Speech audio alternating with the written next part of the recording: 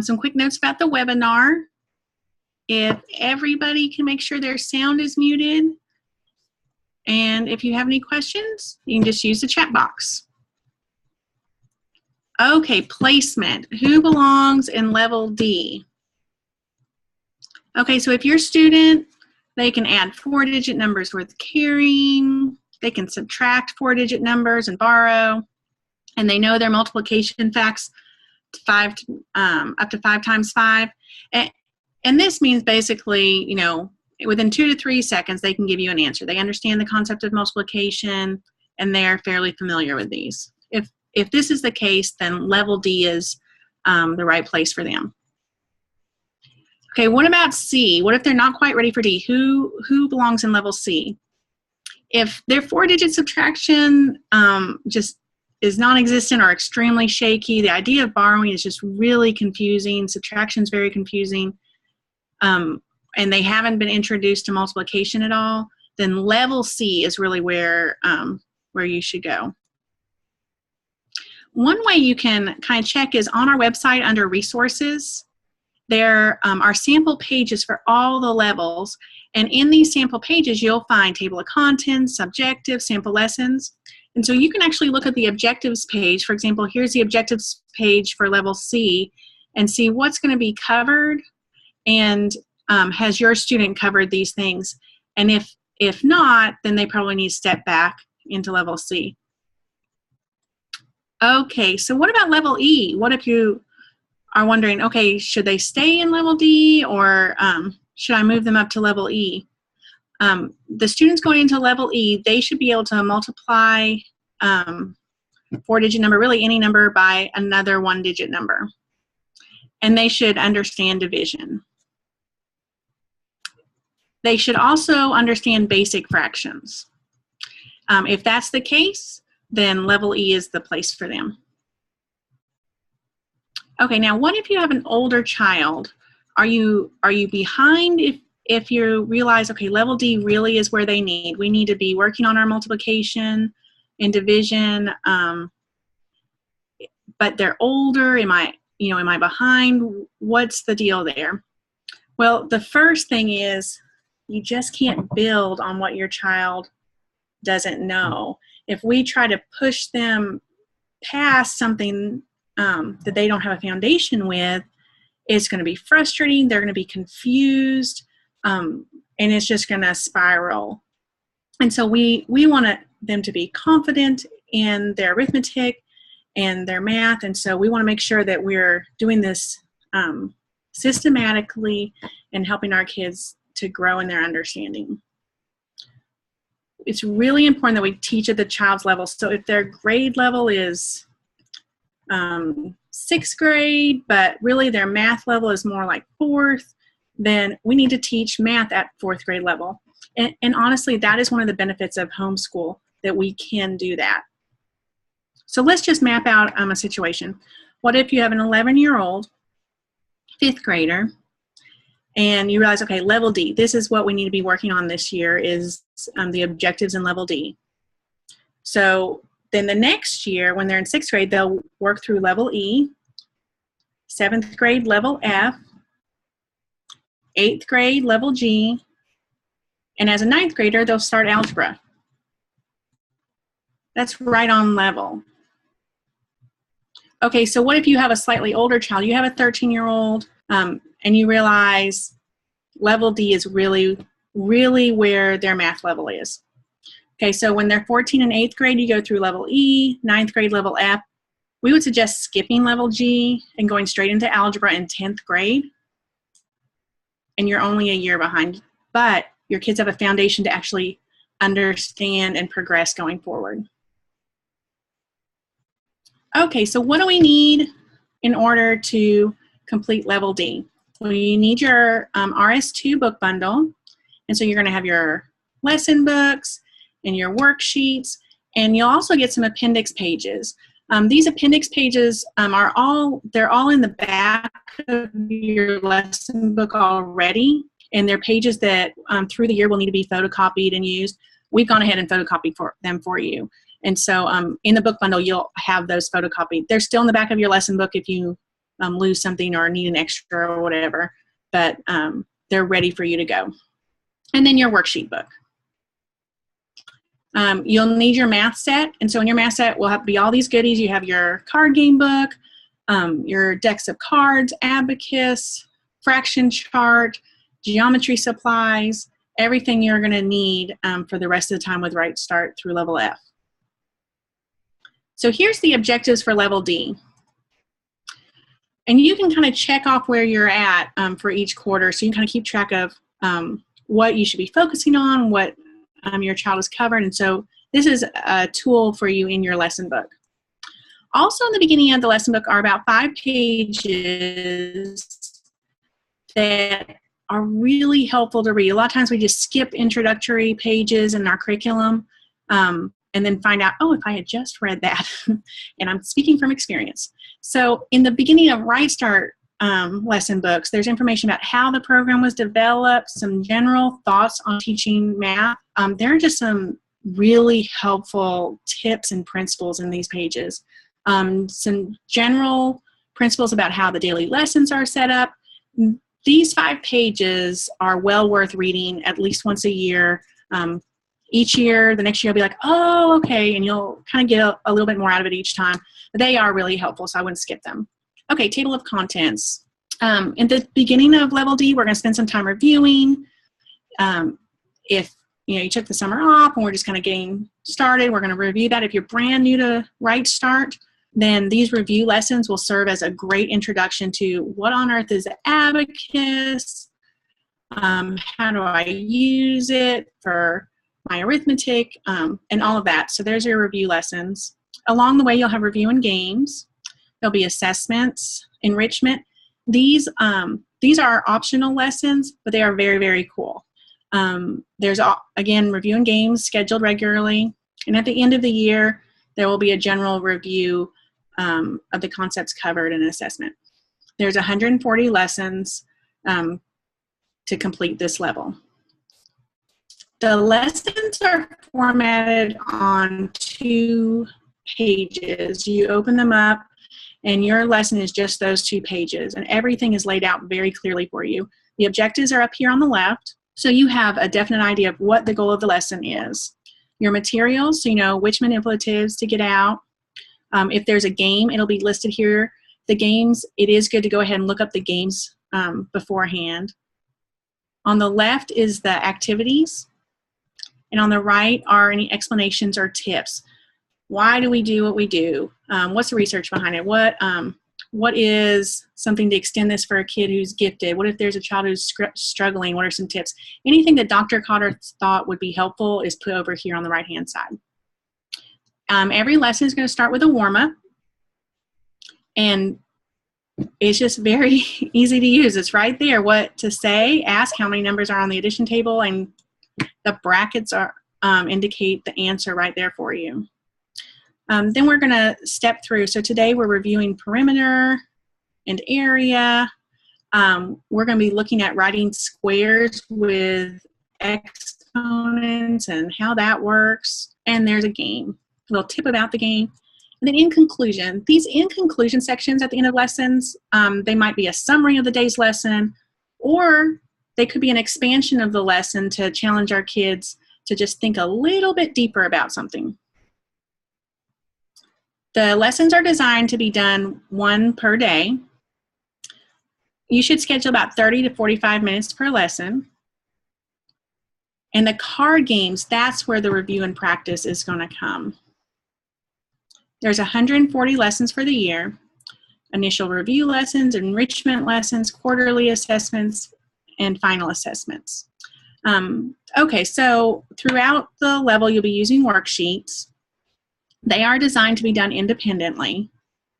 Math is a written language, and so worksheets are a chance for your child to work through this. There's almost a worksheet a day at this level. And in the worksheets is really where they are going to be kind of fleshing out whatever concept they were working on for the day and working on their problem-solving skills. The card games, that's where you're going to get your review and practice. One more note about worksheets. On the copyright page, you'll see it says the publisher hereby grants permission to reproduce the worksheets for a single child's use only. So if you have twins, multiple kids, you just need to get another set of worksheets for that child. Each child will have their own. Now, what some parents do if they have multiple kids, they got a good printer, they get the e-workbook. This will come on a link, and then you can download that and print as much as you need for your household's use. And so that is another option available. Okay, games. I've been mentioning games. What's the deal with games? Games are to math what books are to reading. They're going to provide that interesting repetition that we need for automatic responses, and they're going to give an application for the new information. So when our kids were learning how to read, we didn't practice with flashcards and worksheets. We practiced with books. We read to them, we read with them, we had them read to us, and hopefully interesting, helpful books so that they saw what the benefit of reading was and how enjoyable it was, and they got to practice in that setting. That's the same thing with games. That's what games are going to do for math. 15 minutes of a game equals one worksheet. The game that goes with whatever concept we're working on will be identified in the lesson. And so that work is done for you as far as figuring out, okay, how can I practice this concept? That's identified right there in the lesson. Now, do you want some extra practice and review? For example, multiplication is something, okay, I can understand multiplication, but to know those facts and be quicker at them, that takes practice. And that's actually something that it can take a couple years, especially with summer breaks and everything else. And so how do we practice our multiplication? We can get that game book out, go to the table of contents, look up multiplication, and it starts with simplest and to some more challenging games. There are hundreds and hundreds of games in that book, and so that's a great resource. You can also keep a game log. So this is in the front of the book as well. And here you can just keep a record of, okay, the date the game was played, who played it. Maybe you had an older child playing with a younger, so the older child's kind of reviewing, they don't even know it and helping you. And the younger one is getting to practice their new skill. But this is a place where you can keep a record of this. You could write notes for that next child, or if you have any sort of bookwork, paperwork that you need to turn into your state, this is all there for you. And so a game log can be a very helpful tool as well. Okay, the Abacus. I'd like to take a couple seconds just to talk about the AL Abacus. This is really a centerpiece of the program. As far as I know, it's the only Abacus that has two sides. The Abacus is going to serve as a visual and a tactile manipulative that's going to help our kids develop mental images for their quantities, strategies, mathematical operations. It's going to help promote subitizing, which we'll talk about in a minute. And so subitizing, what is subitizing? Subitizing is just a fancy word for the quick recognition of a quantity without counting. So basically, if I held up 3 fingers, I said, how many am I holding up? You could say 3 without having to count 1, 2, 3. That's subitizing, recognizing that quantity. And researchers have found that human babies and even some small animals can do that at birth. It's a very natural skill. Children who can subitize perform better in math. And subitizing, recognizing quantities, understanding the quantities, allows the child to grasp the whole and the elements at the same time. And it seems to be a necessary skill for understanding what the counting process even means, instead of it just being these numbers that we've learned to say in order. Okay, so entering quantities. So in those review lessons, we'll show you and your child how to use the Abacus.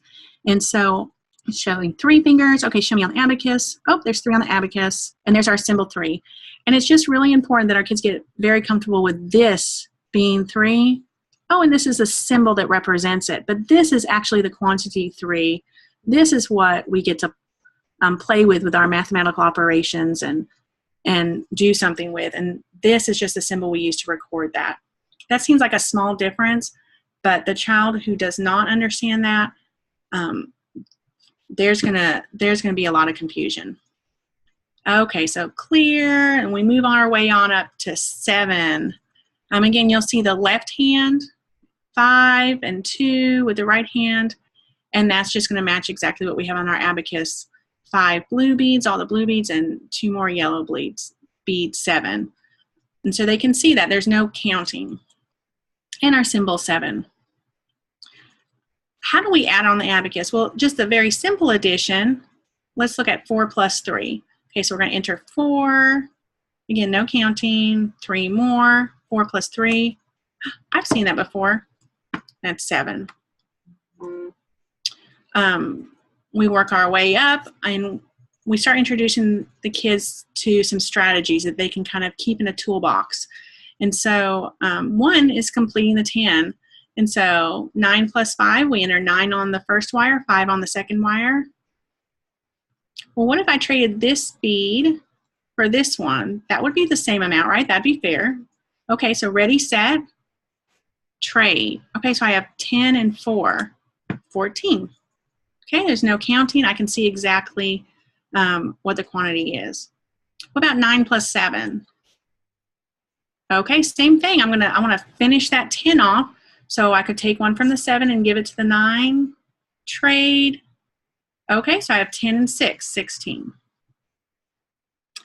Okay, here's another strategy, 2-5 strategy. So 8 plus 6, we have 8 on the first wire, 6 on the second. Okay, so can you see what the quantity is right away? See the blue beads, we have 2 5s, there's 10 and 4 more, 14. Same thing with 7 plus 5. It's right there. You can see 10 and 2 more, 12. Okay, so multiplication, 6 times 4. Again, we can see that we have, in our blue beads, we got 10, 20, and then 4 yellow beads, 24. What about 5 times 7? So here we got some more beads. We got 10, 20, 30, 5 more, 35. 7 times 7, okay, it's got a little more beads here, but by now the kids know 5 times 5 is 25, 35, 45, 49. 9 times 3, now this is a little different. One way of looking at this is to look at what's on all 3 wires here. So the number of beads on all 3 wires would be 30, right? But we don't want these 3, so 30 minus 3 is going to be 27. Okay, so we're giving the kids a visual idea of their multiplication. They're getting to think in terms of area, and then we're going to practice with our games. The abacus is going to provide that physical manipulative needed to develop that mental image. So we're going to start with a real abacus where they see, they touch, they move on to imaginary abacus where the abacus is in front of them, but they're not touching it. They're just, it's there for them to imagine moving. Or sometimes kids can actually not have an abacus there, but use their finger to move imaginary beads. That's a way to have kind of an intermediate step. And then mentally, where they no longer have the abacus, and they are just seeing the quantities in their head and able to carry out their arithmetic. Okay, the teacher's manual will tell you when to consider a mental abacus. But this is just a really important note. If a child is struggling or they're counting, use the abacus, leave it out. If they are shaky and not confident, then they need more time to develop that mental image and to develop that confidence. And so they might be zooming along, and then for whatever reason, this new concept is really throwing them. Leave out the abacus or whatever manipulative we're using so they're not guessing, they're not having that frustration of having no way to get to the answer. And so we want to leave that out. They will not go off to college with the abacus under their arm. It is just a tool while they're building that confidence and understanding. Okay, review and games. What we saw in the table of contents was regularly through the lessons will be scheduled review and games. Now, these are two versions of a review. There's an A version and a B version. You can use one as a review or an extra practice, or just use one of them. They might be one as a review on what you've learned and use a second one as a quiz. Or maybe you just want to use one as a quiz. They do fine. You move on. Or you saw some things they might have missed. You want to go over, and you have a second version of that available if needed. And then there's games. So the beginning of this review is oral, so you want to go ahead and ask them those questions, and then the rest can be assigned as homework or done right then. But then your time with them can be spent on review games. And so this is just a real fun day to wrap up each kind of unit throughout the year. And so the games will be listed right here. Okay, drawing board lessons. Throughout level D, you'll see drawing board lessons. And I love how Dr. Cotter has integrated geometry from the beginning. And one of the tools she uses is a drawing board with real T-squares and real triangles. And so the benefit of these drawing board lessons is that it gives a practical use for the math your kids are learning. It also introduces them to other branches of mathematics. Especially in the elementary years, sometimes we think arithmetic is the only branch of math, but it's just a small part of math. We need it to build into other areas, but it's just one small area. It's important that our kids understand there's other areas. And sometimes kids who maybe they have to work a little bit longer getting arithmetic concepts, the geometry and visualizing spatially is something that comes much easier for them, and it's really important that they see that is math as well, and that the patterns that they are seeing geometrically are just as much math as their arithmetic. It does help them to be informally introduced and learn geometry. So again, when they're learning these concepts at a higher level in high school and later in middle school, they've already been thinking in terms of parallel and angles. And so that's going to be coming along throughout Right Start, and the drawing boards are an excellent way to do that. It's going to develop coordination, which will improve with practice. And one other note is for some kids, this is really helpful because they physically see what they're doing, and so it's just another tool. And for others, it's just encouraging because, again, they're using real tools. It's just a great application. Corrections. If we do find some sort of typo or problem, then any corrections will be posted online. So you can find them here if you come to the website, rightstartmath.com, go to resources, and then you'll see teaching support. If you click on teaching support, you'll see all kinds of good resources, and you come down, you'll see corrections. So here's all of our levels. We come to level D, and you'll see any corrections or updates that have been made. This will be the lesson or worksheet number, the date it was changed, and any correction or update. Up here at the top it says May 18th, 2017. That's the most recent update. If on your copyright page it says that your book was printed after that, there's no changes. If it was before, then you probably want to just look and see which corrections you need to look for. Okay, other website treasures. Under resources, you'll also see pre-recorded webinars. And so you are actually listening to one right now. It'll be posted later. But there are webinars on all sorts of helpful topics.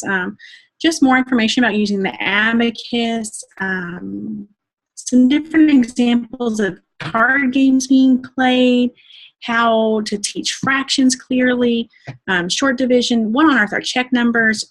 There are all kinds of great webinars out here. Also, the blog. The blog is just a great resource. Over the summer, two ladies wrote weekly blogs about different games to play. And so some may be familiar, some you may have forgotten about or not seen. ever before. And so they write in just a really informal, interesting way. And so those are some great resources to get some game ideas. There's also some blogs on here about what if I have multiple children, how do I manage my time, or I have a struggling learner, or here's some certain lessons that we go through and kind of give some tips on specific lessons. So there's all kinds of good information out here that is worth either signing up for or coming and looking at. Okay, some teaching tips. Your role as teaching math is really more questioning than explaining, especially at this age. We really want to encourage independent thinking so that they're examining and they're able to see, oh, no, that won't work right, or, oh, no, because of this, and they're starting to make connections on their own. And so we really want to encourage that with questioning. The best motivation is intrinsic, and external rewards can undermine this intrinsic motivation. It's critically important that our kids like math. And a lot of times how we teach can be the issue, and so we just want to encourage that. Contact us. You have any questions,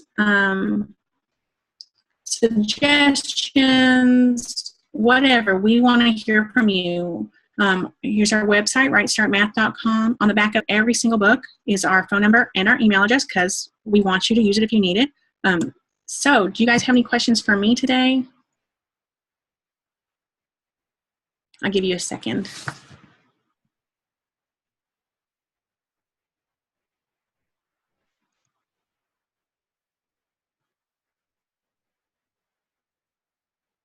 Okay. Well, then you guys have a great rest of your day, and just let us know if there's anything we can help you with. Bye-bye.